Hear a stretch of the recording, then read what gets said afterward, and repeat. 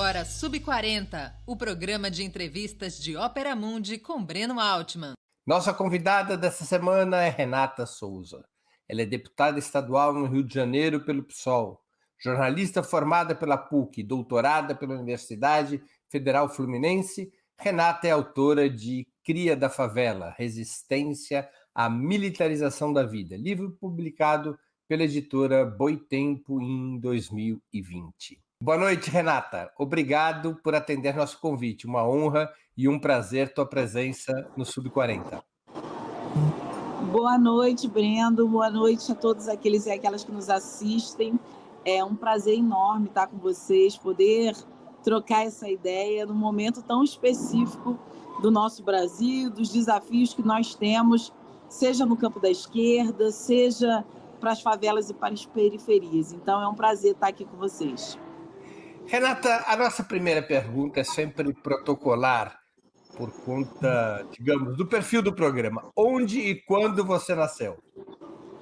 Bom, eu nasci no Hospital Geral de Bom Sucesso, no Rio de Janeiro, no dia 31 de agosto de 1982, ou seja, mês que vem eu faço 40 anos. Né? Mês Sou que vem cria você da já favela... está fora do Sub40. Isso. Então, sou carioca da gema do ovo. Renata, o teu livro é uma reivindicação de identidade, entre outras coisas. Cria da Favela, Cria da Maré. Como foi tua trajetória do Hospital Geral de Bom Sucesso até chegar à universidade, à militância política e ao parlamento? Bom, uma trajetória de muita dificuldade, né? Meus pais, por exemplo, são também cariocas da gema do ovo. Meu pai nasceu e se criou no Complexo do Alemão, enquanto minha mãe, nascida e criada no Complexo da Maré. Essa junção deu aqui numa educação com muita dificuldade, mas numa educação com reconhecimento que esses limites impostos às favelas também não seriam entraves para uma luta pela dignidade. Pelo contrário, esses foram os lugares que me conceberam politicamente, enquanto sujeita política que sou. Então, essas duas trajetórias do meu pai e da minha mãe trazem para mim uma responsabilidade gigantesca na possibilidade também de mudança significativa na vida daqueles e daquelas que hoje estão dentro desses espaços, muitas vezes criminalizados e marginalizados pelo próprio poder público. Qual era a atividade, ou qual é a atividade do seu pai e da sua mãe, atividade profissional? Bom, meu pai é torneiro mecânico, né? Profissão do futuro presidente Lula. Minha mãe, costureira. Então, são duas figuras que lutaram bastante para estarem aonde estão. Por exemplo, minha mãe só foi terminar o 2º grau há pouquíssimo tempo e essa inspiração veio justamente do fato de eu ter sido a primeira, tanto na família do meu pai quanto da família da minha mãe, a entrar na universidade. Então, eu pude fazer o curso de jornalismo com 100% de bolsa na PUC do Rio de Janeiro, depois fiz mestrado e doutorado em comunicação e cultura. Então, meus pais, desses torneiro mecânico e essa costureira, depositam, sem dúvida nenhuma, em mim aí as esperanças que eles tiveram também na sua juventude. Você tem irmãos? Tenho irmãos mais velhos, né? Luciano e Wellington. Eles dois, enfim, já têm filhos e são pessoas que, diferente da minha trajetória, por isso que eu brigo muito com relação à suposta meritocracia, né? Eles foram criados na mesma família, pelo mesmo pai, pela mesma mãe, mas não tiveram as mesmas oportunidades que eu de estudar. Por exemplo, eles tinham que trabalhar virando massa, assentando tijolos para trazer alimento para a nossa casa. Então, o fato de eu ter entrado na universidade não significa necessariamente que outras pessoas da favela e da periferia entram ou é possível que entre. Não foi possível para os meus 2 irmãos mais velhos. Você fez o ensino fundamental e o ensino médio em escola pública? Oi? Você fez o ensino fundamental e o ensino médio em escola pública? Exatamente, nas escolas públicas da Maré, inclusive estudei no ensino, é, num CIEP, um brisolão, mais popularmente conhecido aqui no Rio de Janeiro como brisolão, chamado César Perneta. E esse brisolão fica dentro de uma das favelas da Maré, que é o Parque União. A Maré tem 16 favelas. Então foi aonde eu pude concluir ali o meu ensino regular, e no final das contas a gente sabe o quanto que o processo também educacional ele faz sentido, né? Eu acho que a educação integral, essa possibilidade de trazer a experiência do que foram os CIEPs, né, com Darcy Ribeiro e Brizola, sem dúvida nenhuma, é uma experiência de educação que eu tive na minha vida e foi muito importante. A política fazia parte, de alguma forma, do cotidiano da tua família? Na verdade, a política para o nosso cotidiano sempre foi muito enviesada, né? A gente sempre olhou os políticos e a forma de fazer política de maneira muito crítica, né? Ou seja, sempre questionando os políticos que só vêm a favela e a periferia nos anos de eleição, questionando também o fato da gente ter que receber, claro, o churrasco dado por esses políticos, porque muitas vezes era um único momento que a gente tinha relação com esses políticos, né? Porque depois do churrasco, depois das camisas de futebol, você nunca mais ia ver esse político. Então a gente sempre questionou essa forma de inserção dos políticos dentro das favelas, mas também sempre teve um debate sobre que tipo de políticas públicas seriam necessárias. Por exemplo, meu avô foi uma liderança comunitária na favela da Maré. Ele contribuiu, ele foi um dos trabalhadores da construção civil que construiu a Avenida Brasil, né? E a gente precisa lembrar essas construções de favelas próximas a grandes vias, né? E a Maré, um terreno alagado, se utilizou muitas das sobras da construção da Avenida Brasil justamente para aterrar a Maré. Meu avô fez parte desse processo e minha mãe me conta, porque eu não pude conhecê-lo, o quanto que ele era integrado nesse debate de levar condições dignas para a população, seja o esgotamento, seja acesso à energia elétrica, né, que é tão essencial. Então, minha mãe diz muito que essas características do meu avô, que eu acabei adotando também enfim, nas minhas lutas dentro da favela. Então, isso me inspira nesse sentido. Mas, obviamente, a relação que a gente tem com a política e com os políticos é sempre muito ruim. E o que eu tento fazer hoje, estando uma parlamentar, deputada estadual, é manter relações que não trafeguem pela lógica do toma lá da cá, muito pelo contrário, ouvindo e entendendo as necessidades, as demandas colocadas nesses territórios. Você continua morando na Maré? Eu tive que sair da Maré em 2018, assim que eu fui eleita, diante das ameaças. Meu problema não era a Maré em si, mas é o caminho até chegar à Maré. Então, linha vermelha, Avenida Brasil, linha amarela, esses são os caminhos. E na minha assessoria de segurança tem o coronel Ibis Pereira, que comandou, enfim, foi um dos comandantes da Polícia Militar aqui no estado do Rio de Janeiro. E uma das primeiras solicitações foi que eu saísse, que eu me mudasse, justamente diante do volume de ameaças que eu já estava recebendo assim que fui eleita. Então, depois disso, já tive que me mudar mais uma vez, porque o endereço da minha casa foi parar nas redes bolsonaristas, nas redes de ódio bolsonaristas.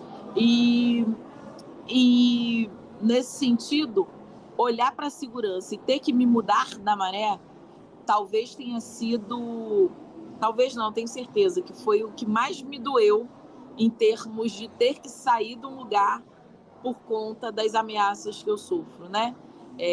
Na minha casa na Maré, né? Minha casa é própria na Maré, a gente bateu a laje, né? A mesma laje em que eu fiz as campanhas do Marcelo Freixo durante os 10 anos que eu trabalhei junto com ele, que eu fiz as campanhas de Marielle Franco, né? A campanha da Marielle Franco foi toda lá. Então tem um valor simbólico, sentimental, muito grande para mim. Então foi uma dor ter que sair desse cotidiano da Maré. Quando e como foi que você teve contato, digamos, de uma maneira mais orgânica pela primeira vez com a atividade política? Foi na universidade? Bom, isso aconteceu no ano 2000, né? Quando eu entrei no pré-vestibular comunitário da Maré, onde a gente já fazia muitos debates com relação à política pública de segurança, com relação aos direitos humanos. Então, é a partir dali, desse pré-vestibular comunitário, que eu vou e conheço um MST, por exemplo, a gente ia à Escola Florestan Fernandes. É a partir dali que eu conheço outros movimentos sociais. Então, eu começo a me entender como sujeita política exatamente a partir do pré-vestibular comunitário. E isso foi no ano 2000. Foi quando eu entrei também num jornal comunitário chamado O Cidadão, na Maré, que eu circulei a Maré inteira com esse jornal comunitário, né? Esse jornal, para vocês terem uma ideia, na última impressão dele, ele tinha 20 mil exemplares, que a gente conseguiu, numa parceria ali de boa vizinhança, porque a Editoria de Ouro fica na Maré. Então, tinha toda uma relação ali de boa vizinhança com, na época, né, o maior parque gráfico do Rio de Janeiro, quiçá da própria América Latina, porque a Editoria de Ouro teve um parque gráfico muito importante no Brasil. Os teus pais eram eleitores de que partido, de que liderança no Rio? Eles sempre votaram no PT, né? Meu pai, como um bom torneiro mecânico, sempre teve essa relação aí com o Partido dos Trabalhadores. A minha mãe, não necessariamente um partido, mas ela sempre deu importância ao voto dela, então era sempre um debate. Então, na minha adolescência, já passou, eu passei a influenciar mais sobre as decisões de voto na minha família inteira, na verdade, né? Que é quando eu começo a militância real em defesa dos direitos humanos, e que não foi uma escolha, né? Eu não acordei um dia, decidi ser defensora dos direitos humanos. Pelo contrário, foi o processo de tentativa de sobrevivência que me levou a ser uma defensora dos direitos humanos. E ali, em 2006, nós fizemos a campanha do Freixo, e ele se candidatou para me convencer, inclusive, da sua candidatura. Ele era um militante de direitos humanos junto comigo. Ele disse: bom, Renata, os nossos inimigos estão se candidatando. E, na época, eram o Marcelo Itagiba e o Álvaro Lins.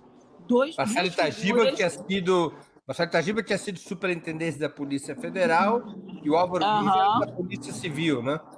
Exatamente.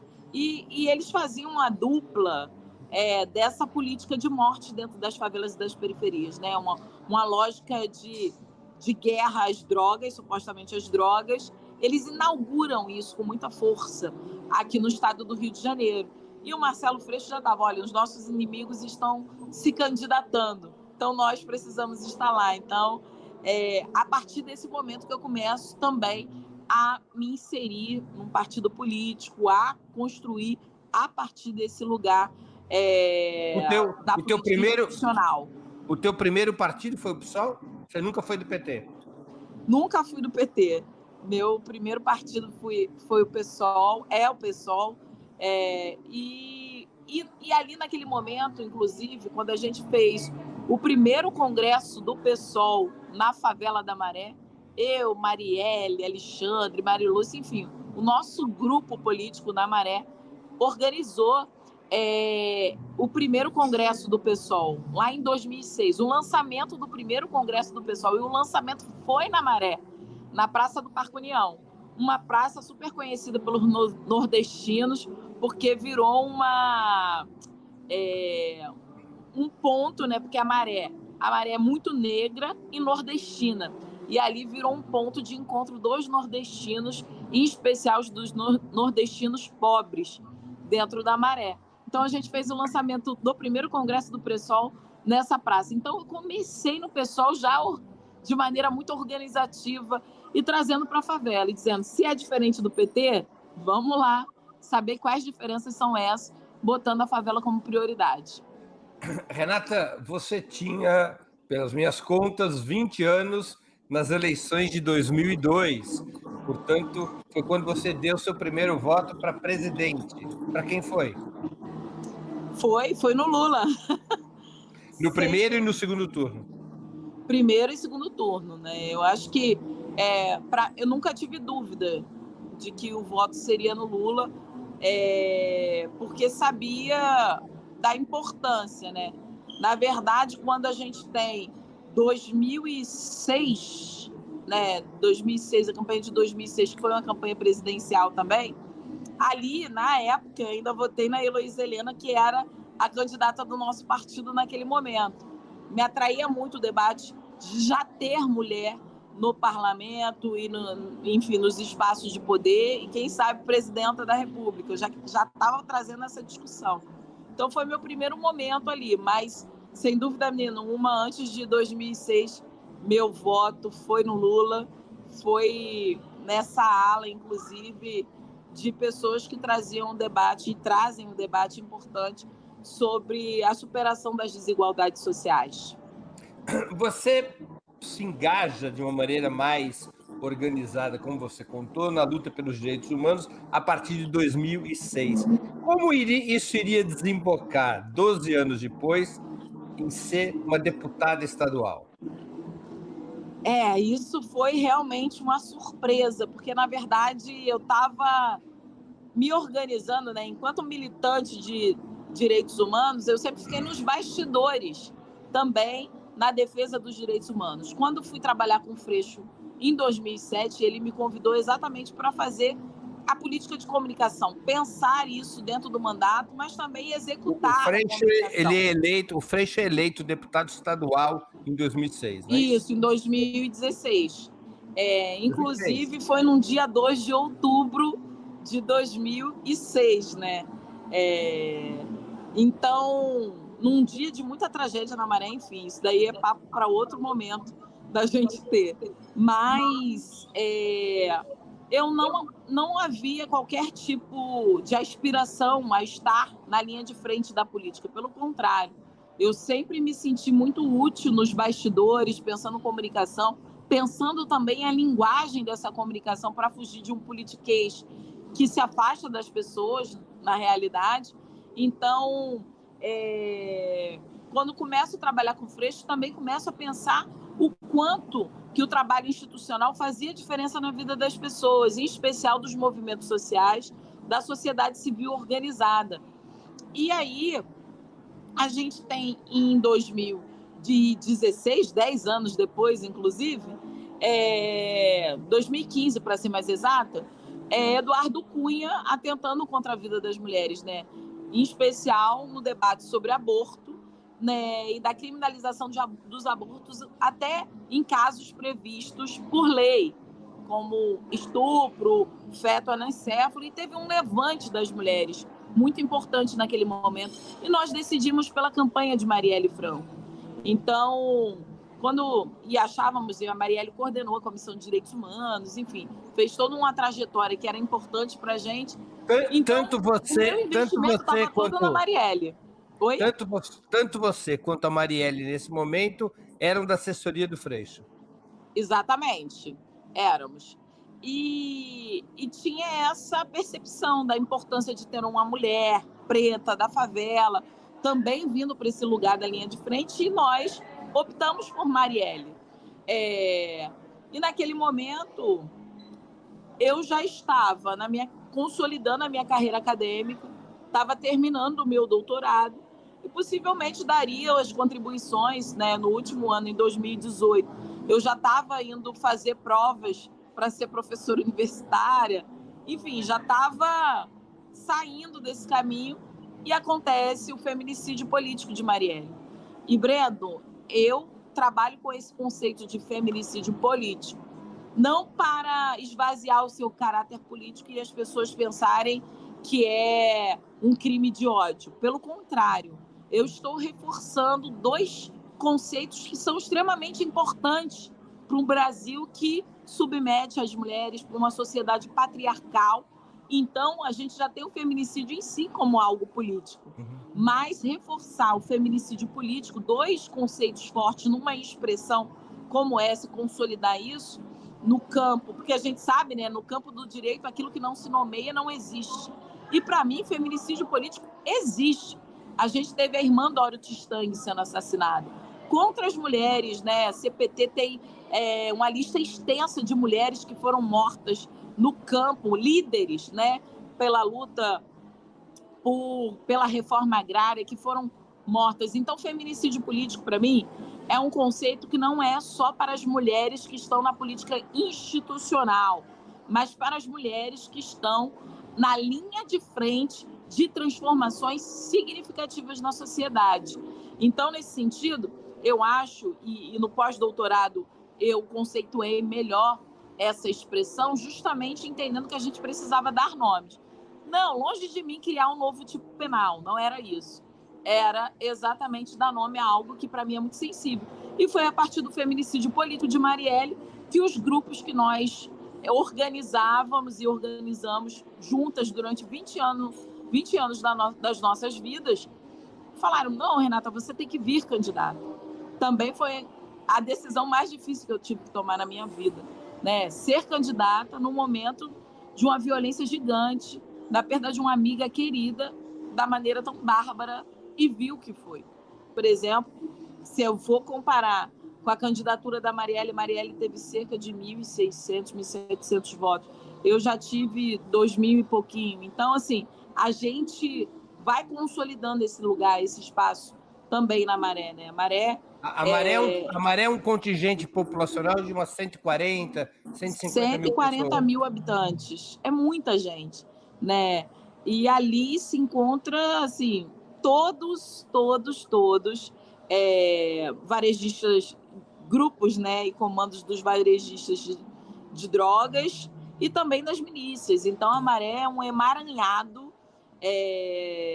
desse estado leiloado também. Tem uma pergunta de uma espectadora nossa, aliás, que eu quero saudar, que muito a conheço, Maria Cristina Braga.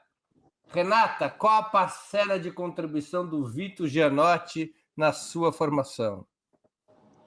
Maria Cristina Braga, famosa Cris, que bom que ela está aqui assistindo a gente. Bom, Vito Gianotti, sem dúvida nenhuma, foi um professor incrível, né? Eu conheci Vito Gianotti, eu era uma moleca, deve ter sido em 2002, por aí, e o Vito Gianotti olhava para o jornal Cidadão e falava, esse tijolaço ninguém vai ler, isso tá uma porcaria, vamos aprender a falar, fazer comunicação, precisamos de imagem, precisamos do povo falando. Então, o Vito Gianotti me formou tanto para a comunicação alternativa e comunitária, comunicação da classe trabalhadora, quanto me formou enquanto sujeita política que sou, né? Foi com o Vitor que eu conheci Bela Tchau, foi com o Vitor que também, Vitor e Cláudia Santiago, né? Essa dupla, e junto com o Núcleo Piratininga de Comunicação, que eu começo, inclusive, a fazer coberturas sobre segurança pública em outras favelas para além da Maré. Renata, o complexo da Maré ele foi ocupado pelas forças de segurança do Rio em 30 de março de 2014, ironicamente às vésperas do cinquentenário do golpe militar de 1964. A Maré, então, passou a ser um dos polos da chamada política de pacificação, então promovida pelo governo Sérgio Cabral. O que representou essa intervenção para a comunidade? Bom, representou um estado de exceção, um estado de sítio em plena democracia dentro da favela da Maré. Tínhamos cerca de 3.000 homens das Forças Armadas gerenciando a vida dentro da favela, o cotidiano, impedindo que as pessoas pudessem circular livremente, impedindo que as pessoas ouvissem seus sons alto, ligado, impedindo que as pessoas pudessem ter a sua sociabilidade. Para você ter uma ideia, nesse período, e foi ali Copa e Olimpíada, né? As Forças Armadas deveriam ficar por volta de 3 meses, acabaram ficando 15 meses. E a gente tinha, naquele período, a cada 55 moradores, um militar. A gente nunca teve, a cada 55 moradores na Maré, um médico, um professor. Mas nós tivemos, em plena democracia, um militar a cada 55 moradores na Maré. Isso é gravíssimo. Então, nesse sentido, os impactos, né? A gente estava ali vivendo sobre a GLO, né? A garantia da lei e da ordem, né? Uma lei da ditadura militar. Ainda hoje, a gente tem civis respondendo na justiça militar por conta da ocupação e das brigas e ingerências que as Forças Armadas cometeram naquele momento. E esses civis estão respondendo na justiça militar, em plena democracia. Então, os impactos são terríveis. Essa lógica de militarização do cotidiano, essa lógica de suposta pacificação de um espaço onde o Estado abriu mão de fazer o básico, que é entregar saneamento básico, saúde, educação, entrega o seu braço armado e o seu braço militarizado para coibir, para controlar esses corpos. Na maioria, corpos pretos, de pessoas que perderam seu direito de ir e vir. Eu tive um amigo, né? Tem um amigo, Vitor Santiago, que teve o carro metralhado. Hoje ele é paraplégico. Nós tivemos pessoas assassinadas na Maré. Então, isso é o retrato da militarização da vida. Então, Breno, e aí digo com um importante momento a gente pensar, né?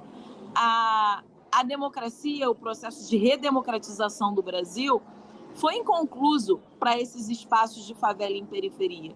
Eu acho que é importante a gente dizer isso e notar o quanto que hoje, não só as forças militares tiveram na Maré e fizeram o que fizeram, mas também a política de segurança extremamente militarizada, que cotidianamente deixa corpos no chão e cometem chacinas, né? Fora o que a gente vê com os desaparecimentos forçados no Rio de Janeiro. Então, a gente vê situações onde se atualiza um processo extremamente antidemocrático e de militarização da vida. Então, quando a gente fala de democracia, e a gente quer a democracia, a gente quer que as instituições estejam funcionando de maneira concreta, como diz o Estado Democrático de Direito, mas a gente precisa saber que democracia é essa que nós queremos. Enquanto na nossa democracia, pessoas pretas, jovens dentro da favela, forem assassinadas por uma lógica de militarização da vida, não teremos democracia real e completa para todas as pessoas, como está prevista ali na nossa Constituição brasileira. Então, quando a gente clama por democracia, a gente também tem que rever que tipo de democracia queremos e precisamos para uma sociedade que seja mais justa e igualitária. Renata, como é a atividade de uma parlamentar de esquerda em espaços urbanos como a Maré, nos quais a população historicamente se vê, muitas vezes, no fogo cruzado entre os grupos do tráfico e a polícia? Bom, é muito difícil, né? Não é fácil a gente conduzir as políticas que a gente tem pensado. Em especial, a política pública de segurança é um desafio. Mas a gente tem trazido cada vez mais a tentativa da perspectiva do reconhecimento que a defesa dos direitos humanos em si, é óbvio que quando mata uma pessoa, ela perdeu toda e qualquer possibilidade de ter a sua humanidade reconhecida, mas também quando há falta de saneamento básico, ela também tem a sua dignidade, o seu direito humano desrespeitado, quando ela não tem saúde, educação. Então, é uma tentativa de, nesses espaços, ampliar o conceito de direitos humanos, ampliar o conceito de direitos. Porque, por exemplo, é óbvio que a Maré precisa ter a segurança pública como um reconhecimento de um direito seu, e não de uma lógica predatória e genocida que vai subtrair esse direito de ter a sua segurança para uma insegurança que pode matar o seu filho, que pode te matar, que pode... Então, assim, de fato, é muito difícil com o varejo de drogas colocado, mas a inserção que a gente tem hoje é muito relacionada às organizações não governamentais, né? Às organizações da sociedade civil dentro desses territórios. Então, a nossa relação também caminha em outros lugares por outras estratégias, que tanto é a falta, a falta de um Estado presente em questões mais básicas, como o saneamento básico, até as formas de sobrevivência que os próprios moradores criaram.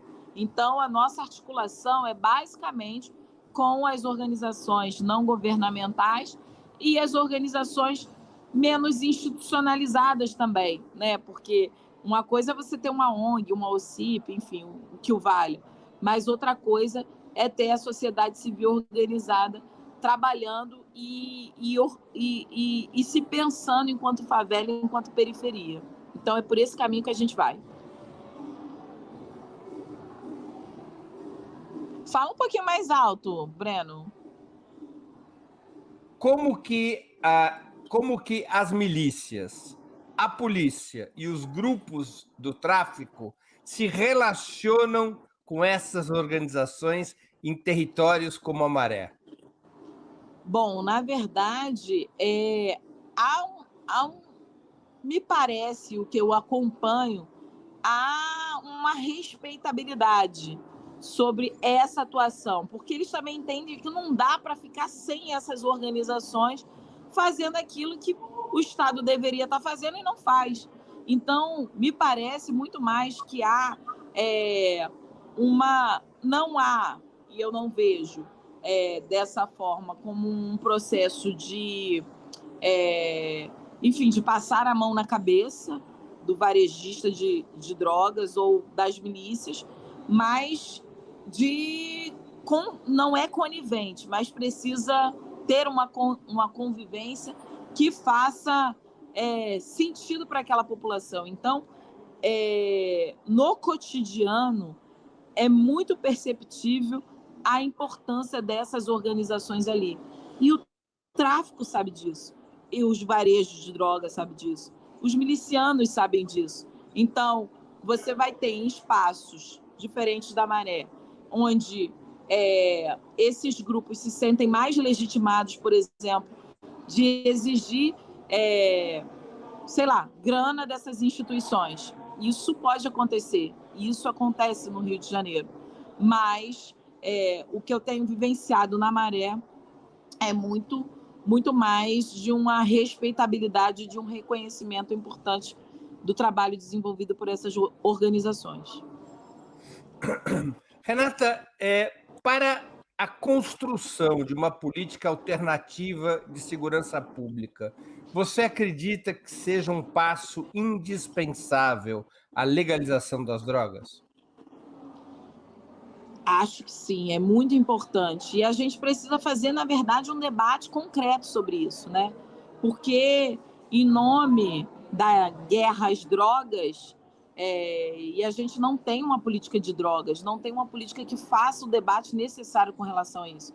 Mas, em nome de uma suposta guerra às drogas, a juventude preta está morrendo. E a gente sabe que o que mata é o fuzil, são os fuzis, são as armas. E não há uma política de guerra contra as armas, né? Sobre aquilo que deveria ser um debate sobre saúde pública, né? Sobre o esquema de drogadição, como o Estado, que vai prover a vida dessas pessoas, vai trabalhar numa perspectiva de saúde e não de segurança pública. Então, esse é um debate que a gente não conseguiu avançar nem no campo da esquerda. Então, a gente precisa trazer isso com centralidade, porque senão a gente vai continuar cometendo o mesmo erro, que é achar que dentro da favela e da periferia se combate as drogas e não as armas. Então, entra, né, como foi no caso do assassinato de Marielle, foram 117 fuzis apreendidos sem dar um tiro, né? Como aconteceu outro dia também, né, no mesmo ano, inclusive, de 2018, foram apreendidos cerca de 70 fuzis no aeroporto internacional. Ou seja, investigação que levou a evitar que essas armas, inclusive, chegassem dentro da favela e da periferia.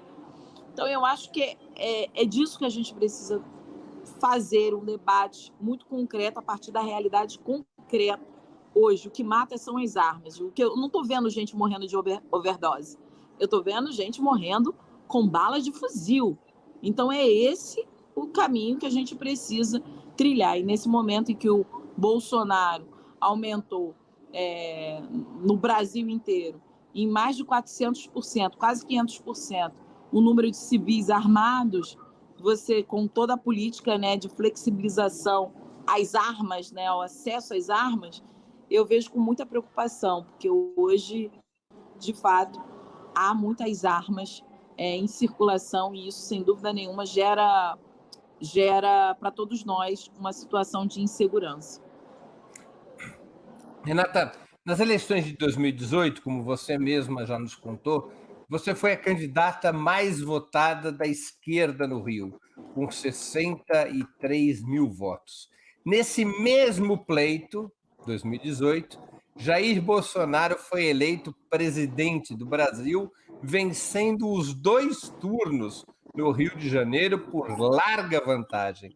Como explicar esse duplo movimento no Rio de Janeiro? De um lado, o avanço das candidaturas negras e periféricas e de esquerda, como é o teu caso, e de outro lado, a vitória da extrema-direita, muitas vezes em áreas populares que supostamente deveriam acolher campanhas de esquerda.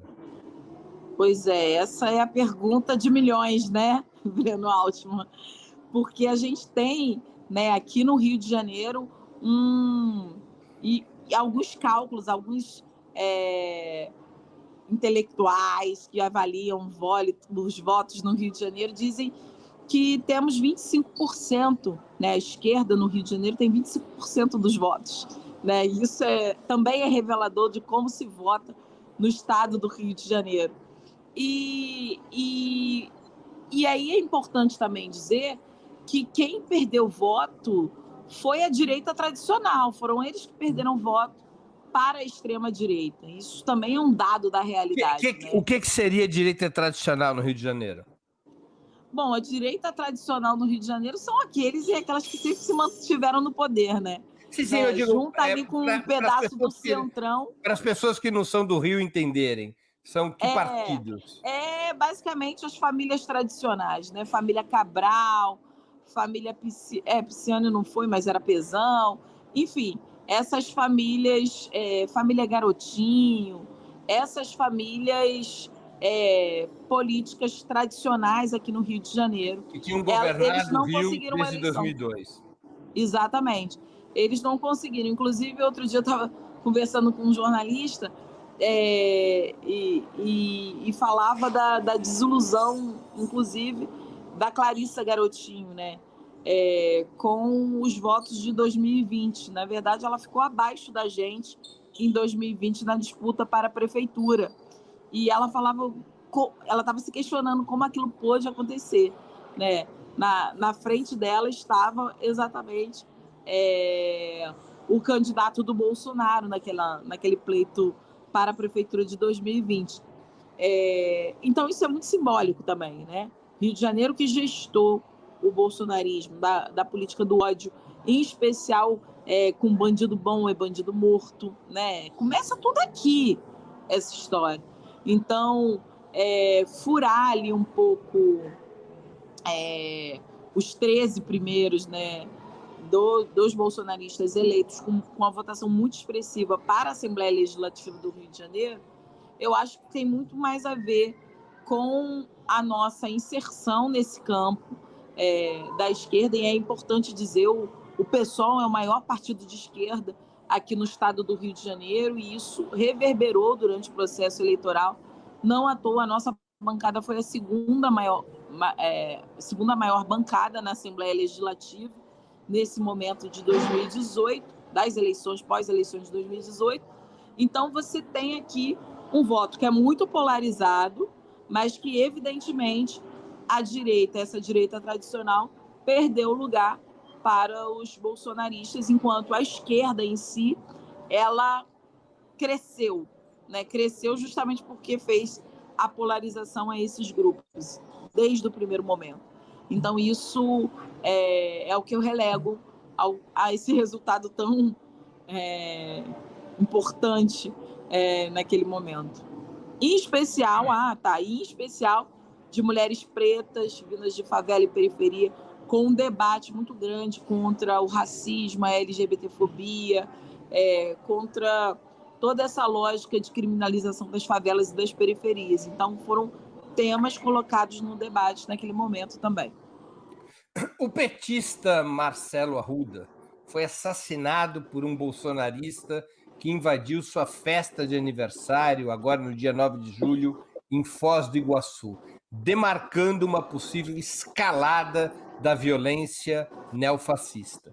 Como responder a esse cenário, na tua opinião, Renata? Bom, eu acho que não recuando.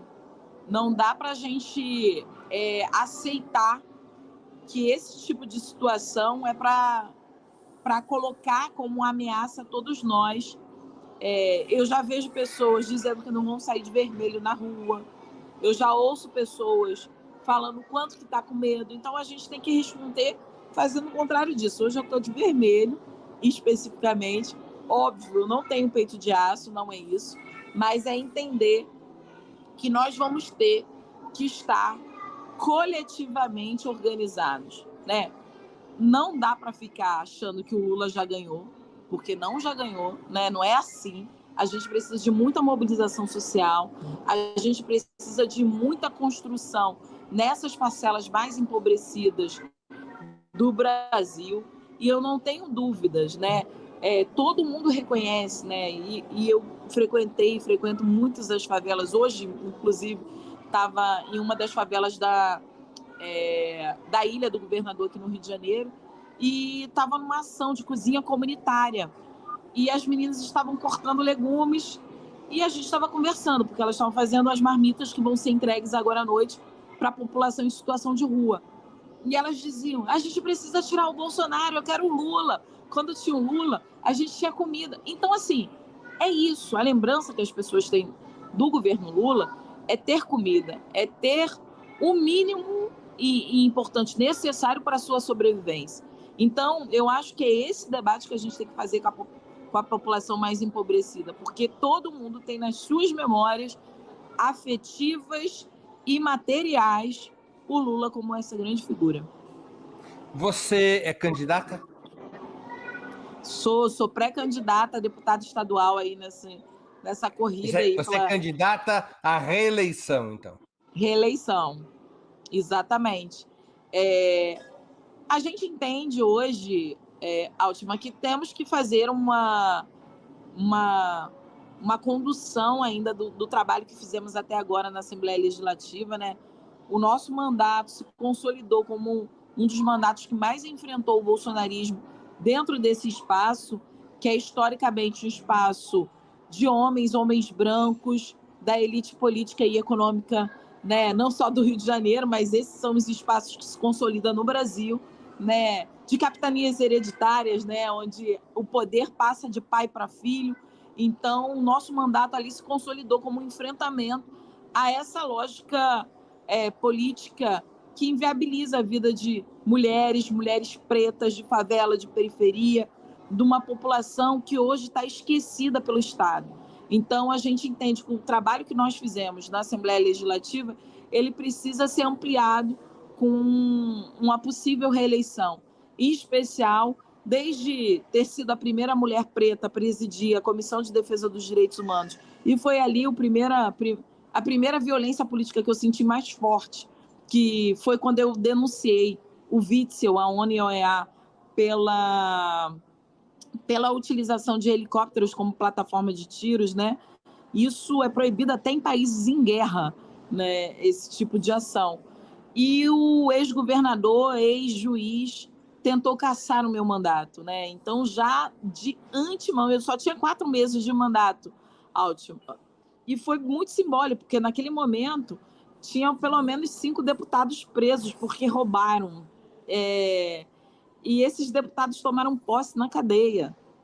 Como assim seria logo o mandato de uma estreante com 4 meses que seria cassado com um governador, um ex-governador, um ex-juiz, pedindo inclusive publicamente? Depois eu fui olhar para ver em que momento da República Brasileira isso tinha acontecido, né? De um governador pedir a cassação pública de um deputado. Isso nunca aconteceu. Ou seja, chegar nesse espaço, sendo uma mulher preta de favela e periferia, é algo que não é aceita pelo status quo. Os nossos corpos se tornam invasores dentro desses espaços, né? Eu sou chamada, Altman, de cheia de marra e nariz em pé, dentro da Assembleia Legislativa, meu apelido. E eu digo, olha, vocês não sabem a diferença de um nariz em pé para uma cabeça erguida. Renata, a gente está chegando ao final do programa e eu vou te fazer aqui as perguntas ping-pong, que são características de quando a gente está caminhando para o fim. Aliás, nada como entrevistar uma ótima jornalista, respostas sintéticas, claras, dentro do tempo. Isso é uma maravilha. Que bom. Prato imperdível. Feijoada. Amo feijoada. É uma carioca da gema. Carioca Embora, da Renata, embora... Olha, a couve eu gosto bem fininha, hein? Eu vou te contar uma coisa para você se chatear comigo. A feijoada em São Paulo é melhor do que no Rio. Ai, não fala isso, Breno. Não, a do Rio de Janeiro são... A do Rio de Janeiro tem tudo. Aí em São Paulo vocês colocam apenas algumas carnes. No Rio de Janeiro não vai todas as carnes. Você não tem noção.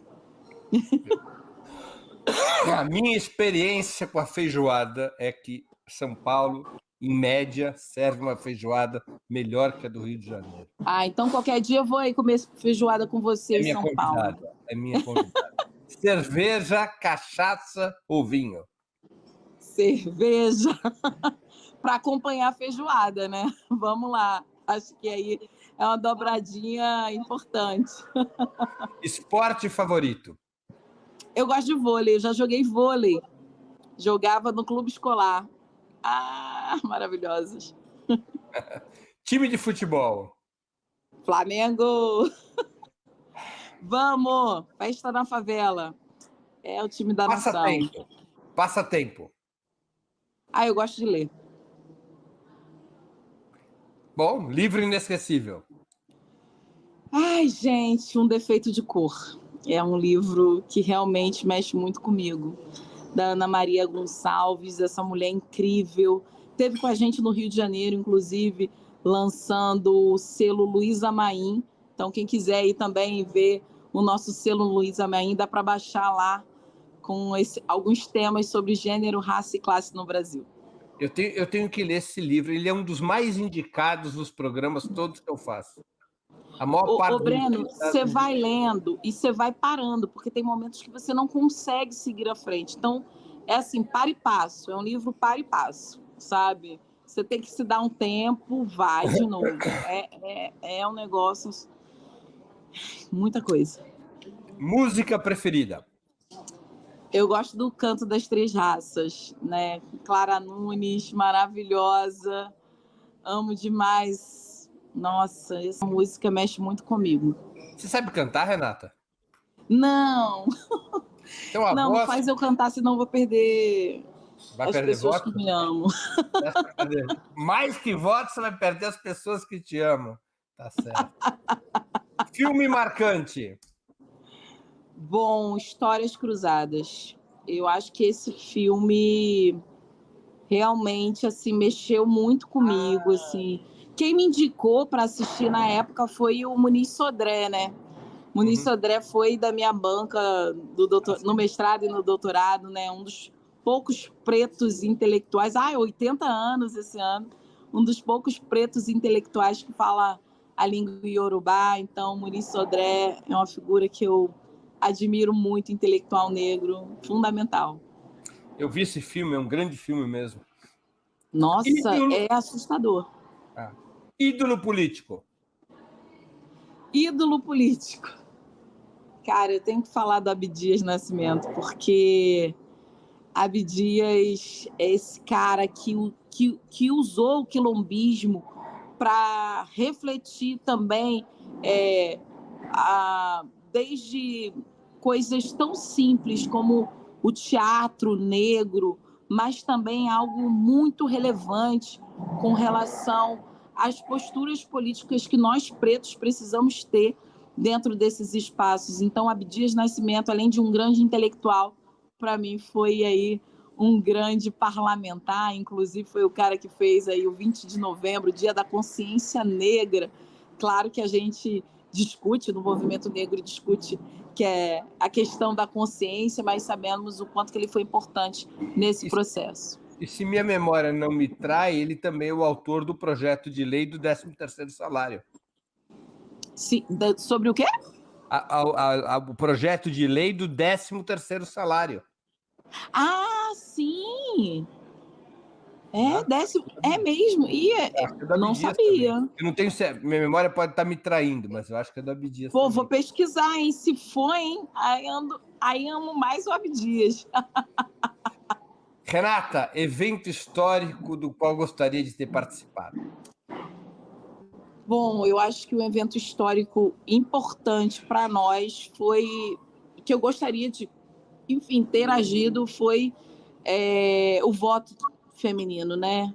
Em especial fazendo o debate sobre o voto feminino negro, né? Porque depois do sufrágio universal, as mulheres só podiam votar mulheres que eram letradas, né? Então, evidentemente, as mulheres pretas não participaram desse processo de maneira concreta, né?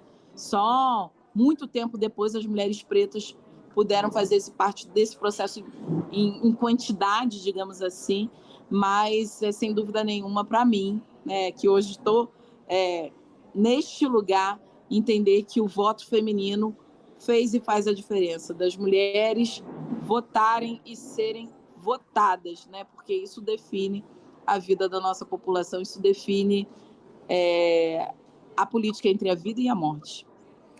Renata, muito obrigado pelo seu tempo e por ter participado do Sub-40. Eu tenho certeza que nossos internautas aproveitaram muito essa nossa hora de conversa.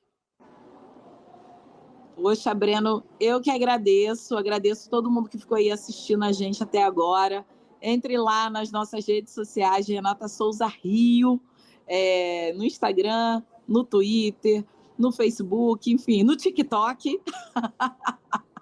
Poxa, Breno, a gente tem que entrar nesses negócios todos aí. É verdade. E a gente também está tentando pensar nessas linguagens, né? E, Breno, eu vou te cobrar a feijoada quando eu for aí a São Paulo, você não vai escapar. Da feijoada com cerveja. Está combinado. E você vai ver que eu tenho razão. A feijoada de São Paulo é melhor do que a do Rio. Boa noite, Muito Renata. obrigada. Muito obrigado. Tchau, tchau. Obrigada, Breno. Obrigada a todo mundo que ficou com a gente até agora. Tchau, tchau. Tchau.